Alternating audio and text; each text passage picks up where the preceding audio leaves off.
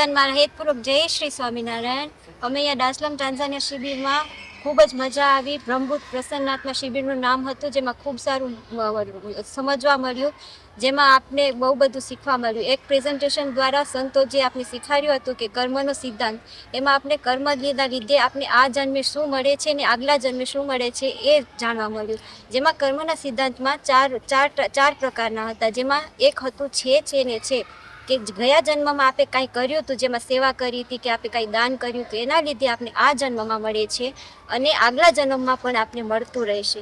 એ છે ને છે। પછી બીજું એ છે ને નથી, કે આ ગયા જન્મમાં આપણે કર્યું હતું, આ જન્મમાં આપણે કરી છીએ, પણ આપણી બુદ્ધિ સદબુદ્ધિ ના હોય તો આપણે આ જન્મમાં આપણે ના કરી તો આગલા જન્મમાં આપને નથી મળવાનું। એ આપણે છે ને નથી। પછી ત્રીજું છે નથી ને છે, કે ગયા જન્મમાં આપણે નથી, પણ આ જન્મમાં આપને જે સંગ મળ્યો છે, જે સેવા મળી છે, જે સત્સંગ મળ્યો છે, એના લીધે આપણે આગલા જન્મમાં પણ કરી શકીએ એવો આપણો સંગ કર્યો છે। એ કર્મના લીધે આપણે ભગવાનના અક્ષરધામની પ્રાપ્તિ થાય છે। ચોથું કર્મ છે નથી ને નથી, કે ગયા જન્મમાં નથી કર્યું, આ જન્મમાં નહીં કરી, અને આવતા જન્મમાં પણ જે આપને નથી મળ્યું એ પણ આપણે એના લીધે આપણે ભગવાનના ધામની એને આપણે કહી શકીએ કે પોતાના હાથે જ પોતાનો કથિયારો, કે પોતાના હાથે જ